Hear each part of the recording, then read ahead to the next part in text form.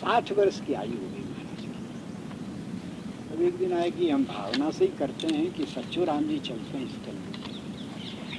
तो सवेरे का समय अंधेरा था, ये झाड़ू लगा रहे थे, झाड़ू में कोई भारी लगा, ईटा पत्थर जैसे आ गया, तो उससे झाड़ू चले नहीं, तो झाड़ू को रोक कर उसको टोए कि ईटा पीटा होता गल फेंक दे। टोए तो हाथ में पैंजन, उसको देखा श्री कनक भवन बिहारी जी का पैंजन, ठाकुर जी का पैंजन हाथ। उस पैंजन को लेकर विश्वास हो गया कि भगवान इस मार्ग से सरजू जी जाते हैं। तुलसी तब किसे अजों जानी रघुवर नगर वसे, ठाकुर तो आज भी यही करते हैं। तो अब वो उसको लेकर के वहाँ आए स्थान पर, और तब पुजारियों को बुलाया। पुजारी विद्यार्थी ब्राह्मण लोग बोले ये श्री कनक भवन बिहारी जी का पैंजन है, रास्ते में मिला रहा, हमने छू दिया है, इसको आप लोग स्नान कराओ। तो सब लोगों ने सरयू जल से स्नान कराया, फिर पंचामृत से स्नान कराया, मार मंत्र बोलकर ठाकुर जी के पैंजन की प्रतिष्ठा की। अछूत छू दिया ना, इसलिए प्रतिष्ठा की। फिर वो थाली में रख कर गाते बजाते वो कनक भवन पहुँचाया। वहाँ पुजारी खोज रहा था कि एक पाँव का पैंजन जाने कहाँ छोड़ जाए हैं। तब तो वो पैंजन पहुँचा। तब रामगुलेलाल महाराज जी में लोगों की बड़ी श्रद्धा हुई। महाराज जी को विश्वास हो गया, ठाकुर जी सेवा स्वीकार कर रहे। ऐसे करत 80 वर्ष के। अब एक हाथ में लाठी और एक हाथ में झाड़ू लेकर के, कमर दुखे वृद्धावस्था चारी, सेवा बने नहीं, और सेवा है सेवक सुख चह मान भिखारी। भगवान का सेवक होकर चाहे कि हमको भी थोड़ा आराम मिले, अरे राम काज कीने बिना मोह कहाँ विश्राम, कहाँ का विश्राम। तो अब वो झाड़ू लगा। एक दिन उठने में देरी हो गई, अरुणोदय हो गया, महाराज जी दुखी हो गए। आज ठाकुर जी चले गए स्नान करने, पाँव में कंकर गड़े। जब महाराज जी का रुदन होने लगा प्रारंभ, तब तक पीछे से किसी ने इसे सिर पर हाथ फेरा। 2 हाथ सिर पर आए जैसे 2 आदमी फेर रहे हैं। पलट कर देखा श्री सीताराम जी खड़े, और बड़े प्रेम से कहा महाराज जी आज हमको भी जागने में देरी हो गई, जल्दी जल्दी चलिए। अब महाराज जी को तो जवानी सी आ गई, तो ठाकुर जी ने स्पर्श कर दिया, जल्दी जल्दी झाड़ू लगे ठाकुर जी के साथ में, उनको स्नान कराकर साथ साथ कनक भवन तक पहुँचा कर अपने स्थान में आए। वो आने के बाद अपने श्री ठाकुर जी महाराज को दंडोत किया और कहा महाराज अब ले चलो, अब शरीर से सेवा नहीं बनती। दंडोत किया और ब्रह्मरंध्र फूटा और महाराज भगवान में प्रवेश कर। उनकी लोगों के देखते देखते सवेरे का समय उनकी ज्योति कपार में से निकली और सीधी ठाकुर जी में मंदिर में प्रवेश कर। ये भगवान तो सदा है। विश्वास की कमी, और विश्वास बाजार में मिलता नहीं। कितनों महंगा मिले आदमी ले आएगा, पर वो मिलता ही नहीं बाजार। अब क्या करें, और क्यों नहीं होता विश्वास? बोले स्वल्प पुण्यवताम राजन विश्वासो नैव जायते। पुण्य कम होएगा तो विश्वास नहीं, इसलिए पुण्य करो। पुण्य बहुत होए तो विश्वास दिलाने वाले संत मिलते हैं, बिना पुण्य के ही नहीं मिलते। पुण्य पुंज होवे तब ये मिले, और फिर इनके संग से धीरे धीरे विश्वास आता है। तो विश्वास संतों की सेवा के बिना नहीं आता, और पुण्य के बिना संत नहीं मिले। स्वल्प पुण्य होवे तो विश्वास नहीं होगा। तो अब क्या करो? बोले तो फिर पुण्य करो। पैसा दिया हो तो मठ बनाओ, मंदिर बनाओ, भगवान की मूर्ति की प्रतिष्ठा करो, भगवान की मूर्तियों का दान करो, भगवान के मंदिरों में श्रृंगार पहुंचाओ, मुकुट है, कुंडल है, माला, हार वगैरह। अन्न का दान करो, धन का दान करो, स्वर्ण का दान करो, कन्या का दान करो। दुनिया भर के धन होए तो अस्पताल, पाठशाला, गौशाला से लेकर बहुत दान का क्षेत्र लंबा चौड़ा है। ऐसे पुण्य करो। पैसा न हो तब बोले तो फिर बिना पैसा का करो। बिना टिकट रेलवे में पकड़ा गए तो अपराध है ना? बोले हाँ, तो या तो 500 रुपया दे दो, उसी समय छूट जाओगे, और नहीं तो 3 महीना चक्की पीसो, फिर जेल में काम करो।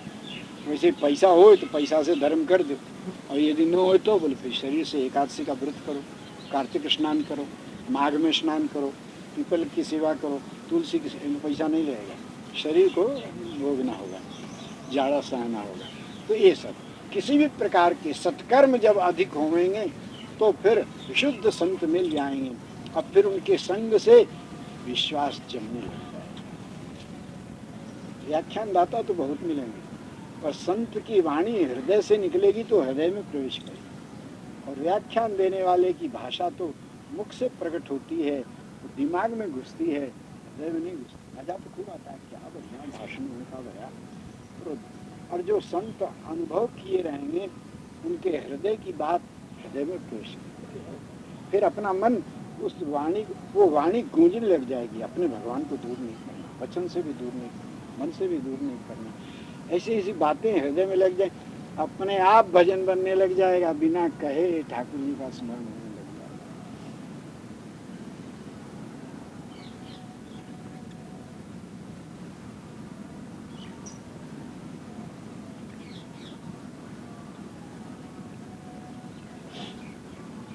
हाँ,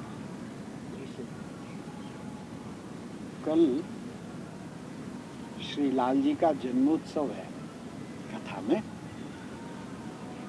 जब श्री दशरथ जी महाराज ने खजाना खोल दिया, दान धर्म होने लगा, अयोध्या में आनंद उत्सव होने लगा, साक्षात भगवान। ये भजन का प्रभाव। जा सुट्रा त्रास डर कहाँ डर हुई, भजन प्रभाव दिखा सो अज प्रेम भक्ति बस कौशल्या के बोध। श्री दशरथ जी महाराज को वशिष्ठ जी ने आज्ञा दी, स्नान करो राजा। दशरथ जी महाराज को इनके भाइयों ने स्नान कराया, श्रृंगार किया। विष्णुरथ महाराज, धर्मरथ महाराज, चक्ररथ महाराज आदि 10 भाई हैं दशरथ जी, 9 इनके छोटे भाई। सब लोगों ने स्नान कराया और बूढ़े महाराज दशरथ का श्रृंगार किया। सुंदर तिलक लगाया, खौर लगाई, हीरों का कंठा धारण कराया, चंद्रहार धारण कराया, भुजाओं में, उंगलियों में स्वर्ण मुद्रिका, मस्तक पर मुकुट धारण कराया, अंग प्रत्यंग आभूषण। कामदेव लज्जित हो जाएं बूढ़े बाबा दशरथ जी को देखकर, ऐसा सुंदर सुंदर। फिर श्री चक्रवर्ती, इधर स्त्रियों की भीड़। स्त्रियों का सौभाग्य है प्रति अवतार में सबसे पहले दर्शन ही नहीं होता है। कुछ लोग मुँह ताकते रहो बाहर। कोई भी बच्चा पैदा होएगा तो पहले माँ का ही दर्शन होएगा, बाप को तो फिर जब बाहर होएगा तो होएगा नहीं, तो बैठे बैठे बाहर से सुन लो कि हो गया, बस इतना। तो अब माताओं का सौभाग्य, अब बड़ी भीड़ स्त्रियों की। अब दशरथ जी महाराज को वशिष्ठ जी ने आज्ञा दी, राजन जात कर्म संस्कार करना है बालक का, प्रसूति कागार में चलो। सेवकों ने कहा, सावधान, चक्रवर्ती महाराज अधिराज श्री दशरथ जी पधार रहे हैं। ऐसा बोलने पर सब लोग उठ जाते थे, रास्ता देते। आज कोई सुनता ही नहीं। सबका मन तो श्री राघव में लगा है, कुछ सुनता ही नहीं कोई। अब सेवकों ने छड़ी छुआ छुआ कर इशारा करने लगे, रास्ता दे दशरथ जी आ रहे हैं, किसी को हटाओ। ये जो लाला भय है ना, ये इन्हीं सब के आशीर्वाद से इनको दर्शन कर लेंगे। लाला कहीं भागा जाता है? लाला तो हमारा है, हम अपन करते रहें, किसी को मना मत करो, सब आशीर्वाद देने मेरे लाला। बस वशिष्ठ जी ने कहा, राजन लाला तो नहीं भागा जाता, पर मुहूर्त भागा जाता है, इसलिए मेरे पीछे पीछे आओ। आगे आगे वशिष्ठ जी महाराज, पीछे पीछे श्री दशरथ जी कंधे पर गुरु जी के हाथ रखे। यो बूढ़े हैं और दशरथ जी तो महावृद्ध हैं, चल रहे हैं। मंत्रीगण आदि हैं, पर मंत्रीगण महल के भीतर जा नहीं सकेंगे, इसलिए केवल वशिष्ठ जी और दशरथ जी महाराज 2 ही चले, बाकी के लोग दरवाजे पर थे। अब वशिष्ठ जी महाराज मंत्रोच्चारण करते हैं तो स्त्रियों, अरे गुरु जी आ रहे हैं, फटाफट रास्ता होने लगा। अब 1 ड्योढ़ी 2 ड्योढ़ी लांघते हैं। दशरथ जी को ये होश नहीं है कि कितनी ड्योढ़ी लांघ गए। 7 ड्योढ़ी के भीतर प्रसूति का आगार है। अब ये तो 2 या 3 ड्योढ़ी के बाद एड़ी ऊंची कर करके गुरु जी के बगल बगल से देखने लगे, कहीं लाला दिख जाए। तो लाला इतनी जल्दी दिखे तो ऐसे करते जब अंतिम घर में पहुंचे, तब देखा है कि पलंग पर श्री कौशल्या जी सो रही। दशरथ जी वहीं छिटक गए, देखने लगे महारानी सो रही, इनके बगल में लाला है, माँ की तरफ मुंह किए हुए, छोटा सा है, दूध पी रहा है। दशरथ जी महाराज देख रहे हैं, वहीं खड़े हो गए। वशिष्ठ जी को तो समाधि लग गई, मंत्रोंतर भुला गए।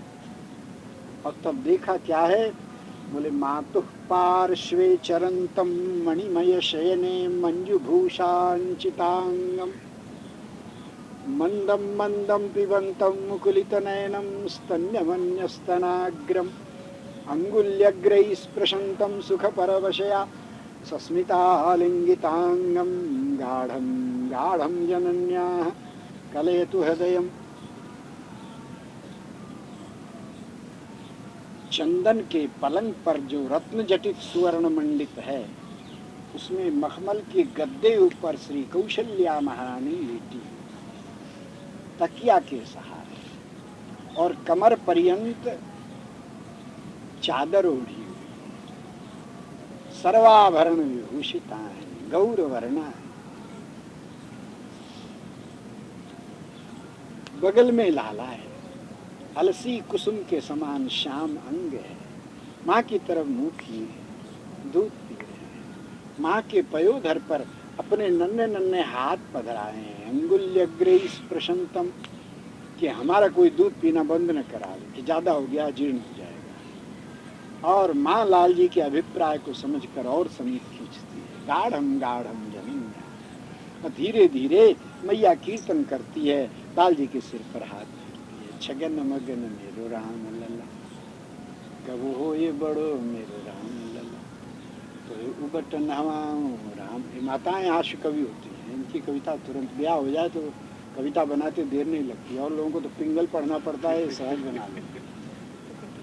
वो समधी समझन किसी किसी का नाम रख करके कुछ कुछ बना देंगे, वो गीत गाती रहे। वैसे मैया कीर्तन करती है, जब होए बड़ो मेरो राम लल्ला, तेरू ब्याह रचाऊं राम लल्ला, तेरी दुल्हन लाऊं राम लल्ला। ये ऐसे लाला का गुणगान करती हैं और दूध पिला रही हैं। दशरथ जी वशिष्ठ जी मगन है। वशिष्ठ जी के पुत्र अपनी माँ अरुंधति माँ के साथ महलों में आ गए हैं। छोटे हैं, 2 वर्ष के, लाल जी से 2 वर्ष बड़े। अरुंधति माता के पुत्र हैं। तो वो उन्होंने जाकर अपने पिताजी वशिष्ठ जी के हाथ को पकड़ के हिला दिया, तो होश आया। मंत्र भूल जाओगे, जातकर्म संस्कार करना। सेविकाओं ने सारी सामग्री ला करके रखी। अरुंधति माता जी ने जब वशिष्ठ जी को आते देखा है तो उठकर खड़ी हुई। कौशल्या जी उठने लगी तो रोक दिया, बेटा लेटी रहो। और उनके मुख के सामने स्वयं हो गई। शर्म न हो, बड़े लोग हैं इसलिए, पर अभी उठने लायक नहीं, अभी लेटी रहो। तो लाल जी को माँ ने अपने हाथ में लिया है। अरुंधति माँ करोड़ों वर्षों की हैं, वशिष्ठ जी की धर्म पत्नी है। सारे सूर्य वंश के जितने लोग हैं सब इन्हीं की गोद में खेले हैं, बड़े भाई। ये सूर्य वंश की जननी है, महान तपस्विनी योगिनी। इनकी तपस्या में अद्भुत शक्ति है, पतिव्रताओं में शिरोमणि। लाला को हाथ में लिया है और अपनी होमधेनु नंदनी का दूध लेती आई हैं साथ। दक्षिणावर्त शंख में दूध लेकर लाल जी को दूध पिलाया है और कौशल्या जी से कहा, महारानी मैं तुम्हारे पुत्र की दाय हो गई, मैंने इसको दूध पिलाया। कौशल्या जी ने मस्तक चरणों में रखा और कहा, अम्ब धाय तो आपके लालाओं की हम लोग हैं, सूर्यवंश की जननी तो आप हैं, आपके आशीर्वाद से सवाल। इतने में दशरथ जी महाराज देखने के लिए उत्सुक भये। तो लाला का तो पेट भरा, नींद सोया है, निमीलन नेत्र पंकज, आंख बंद है, मुट्ठी बांधे, हिलते डुलते कुछ। तो दशरथ जी महाराज देखना चाहे तो अरुंधति माँ आगे लेकर, वशिष्ठ जी ने माँ अरुंधति को नमस्कार किया तो उन्होंने लाला के मुख के चादर को हटाया। लाल जी का मुख देखा, दशरथ जी देखने लगे श्री राम जी का मुख। उसी समय राम जी ने नेत्र खोल दिए, लाला ने आंख खोल करके देखा, दशरथ जी को देखा तो खिलखिलाए के हंस पड़े। दशरथ जी की तो सांस बंद हो गई, मारे खुशी गिरने लगे। वशिष्ठ जी ने संभाला, अरे राजन क्या हुआ? गुरु जी लाला हमको पहचानता है, हमको देखकर हंसा है, इसको मालूम है मैं इसका बाबा हूँ। ऐसा भोलापन बालक के समान देख कर वशिष्ठ जी ने कहा, हाँ राजन ये पहचानते हैं आप इसके बाबा हो, ये आपका लाला। जात कर्म संस्कार के लिए बैठाया है, दशरथ जी की गोद में लाल जी को दिया गया है। दशरथ जी गोदी में देखते हैं वशिष्ठ जी ने कलश स्थापन कराकर विश्वक्सेन गणपति का पूजन किया। उसके बाद में मार्कंडेय लोमश का पूजन किया, बालक दीर्घायु हो, मार्कंडेय की आयु हुई, लोमश की आयु हुई, मेरा लाला चिरंजीव। फिर नामदेव मुख श्राद्ध किया है। सारी विधि पूरी करने के बाद में जात कर्म संस्कार किया। सुंदर कमल के पुष्प का मधु मंगाया गया। मधुमक्खी छत्ता लगाती है, नीम की मधु, कमल की मधु, पीतल की मधु, अलग अलग मक्खियाँ होती हैं सब। ऐसे कमल की मधुमक्खी बहुत छोटी होती है, सफ़ेद सफ़ेद होती है, छोटी छोटी है। वो कमल के पराग को लेकर मधु बनाती है और कमल के छत्ते के नीचे बनाती है। एक कटोरी से बड़ा उसका छत्ता होता है, एक छटाक मधु निकलता है, बड़ा से बड़ा छत्ता होता है। पर कमल की मधु मिल जाए तो अंधे की आंख ठीक हो जाएगा। कमल की मधु कम मिलती है, और मिलती भी है तो मिलावट करके लोग देता है, बेईमानी तो जरूर चाहिए। तो वो मधु मंगाई गई है, औषधियों के द्वारा उसको अभिमंत्रित किया। आम का रस और थोड़ा दही मिलाया गया। उसके बाद में सबको मिलाकर मधुपर्क तैयार किया। फिर उस मधु के अंदर सरस्वती का बीज मंत्र लिखा है तुलसी की लकड़ी से, वशिष्ठ जी। फिर मंत्र से अभिमंत्रित किया है। और तब दशरथ जी से कहा, राजन आप लाला के पिताजी हो, इसलिए अपने हाथ से ये मधु लेकर के लाला को चटाओ उंगली से, तो बिना पढ़े सारी विद्या आ जाएगी। ऐसा मंत्र हमने लिख दिया इसमें। मधुपर्क ये पिता अपने हाथ से करा। अच्छा, दशरथ जी महाराज प्रेम से वो मधु अपनी उंगली पर उठाए। लाला से कहते हैं मुंह खोल। लाला समझता है जो मुंह खोले, तो आंख बंद किए लेटे हैं। तो अरुंधति माँ ने लाल जी को अपनी गोद में ले लिया है और कहा ऐसा बोलने से समझेगा थोड़ी। तो लाल जी का हाथ से मुंह खोला है। पतली पतली जीभ दिखी तो दशरथ जी कांप गए। मेरी उंगली कठोर है, लाला की जीभ छिल गई तो अब मुंह में लगाते ही नहीं, हाथ यूँ करते हैं। वशिष्ठ जी ने जबरदस्ती पकड़ कर मुंह में लगा दी उंगली। लाल जी को मीठा मीठा लगा, दूध तो पिए थे पर मधु ज़्यादा मीठी, तो चूसने लगे। दशरथ जी अपना हाथ खींचे, लाल जी भीतर खींचे। दशरथ जी मगन हो गए। कौशल्या जी की तरफ देखा, लाला किसका है? अब भाई एक दिन का इतनी ताकत है कि मेरी उंगली को खींच रहा है। अब दशरथ जी प्रसन्न हो गए। लाल जी का वो चूसना दशरथ जी के प्राणों में बस गया वो स्पर्श। दशरथ जी को कभी लगा ही नहीं कि मेरा राघव बड़ा भी होता है, ये तो उंगली चूसने वाला नन्ना मीठा लगा। तब तक चूसे भी छोड़ दिए। दशरथ जी महाराज वो उंगली अपने मुंह में डाल लिए चूसने के लिए। कौशल्या जी हंसने लग गई और रानियां जितनी थी सब हंसने लग गई। बोले अब देखो महाराज को लाला बनने का मन कर रहा, अब तो लाला आ गया, अब काहे को बने, इतने दिन बने होते तो भले। शर्म के मारे बाहर निकाल दिया, फिर हाथ धोया। इस प्रकार जात कर्म संस्कार करके श्री दशरथ जी महाराज बाहर निकले। तब तक दूसरी महारानी के महल से बाजा बजने लगा। महाराज जया भुआ बाजा बजाता, थाली बजाता है, फिर नगाड़ा भया। देवताओं ने जय जयकार की है। बोलो कौशल्या कुमार की, श्री कैकेयी कुमार की। तब तक तीसरे महल में से दो थालियां बजती हुई भद्रा सुभद्रा भुआ जी बाहर निकली। दो लाला बहन, दो लाला बहन। देवताओं ने जय जयकार की। बोलो सुमित्रा कुमारों की। नाम तो कुछ नहीं है, इसलिए कौशल्या कुमार, कैकेयी कुमार, सुमित्रा कुमार ये नाम धर लिया लोगों ने। नामकरण तो जब होगा 10 दिन के बाद तब होगा। इसलिए श्री ठाकुर जी महाराज का जन्मोत्सव हुआ, मिठाई बांट रही है। दशरथ जी महाराज सुनारों को कहते हैं सब अपना खजाना तो खोल ही दिया, सब हीरा मोती जवाहरात सुनार बजाज सबको खोल दिया, ले जाओ जो जिसको लेना। अपार अपार संपत्ति दान की जा रही है, कोई लेने वाला ही नहीं। तब देवता लोग भिखारी बनकर के आए। राम निछावर लेन देव हठी होत भिखारी। हीरे मोती बटोर रहे हैं, बटोर रहे हैं। ब्रह्मा जी को अच्छा लगा नहीं, ब्रह्मा जी ने डांट दिया। स्वर्ग के देवता होकर के भिखमंगों के समान हीरा मोती बटोर रहे हो, दरिद्र हो क्या? तो एक देवता एक रत्न उठाया, सीधा ब्रह्मा जी के समीप पहुंच गया। बाप जन्म में ऐसा हीरा देखा आपने? तो ब्रह्मा जी सोचे कहा है। उसमें जब लिया तो देखा कौशल्या माँ की गोदी में लाल जी हाथ हिलाते दिख रहे। अरे ब्रह्मा जी ने छाती से लगा लिया, मुझे कहीं जाना नहीं है। और ब्रह्मा जी भी बटोर बटोर करके बोलने, अरे हीरे तो हीरे हैं। हमारी अयोध्या के संतों ने देखा है, अवधपुरी की रज कणिकन पर अमित ब्रह्म विश्राम। एक एक रेणु के कण में श्री राम का दर्शन होता है, लीला पर ब्रह्म का विश्राम होता है। इसलिए हमें श्री रघुनंदन सो काम, और देव के काज से ये, छाड़ी लखन श्री राम, ठाकुर अवध किशोर हमारे, सुंदर नव घनश्याम।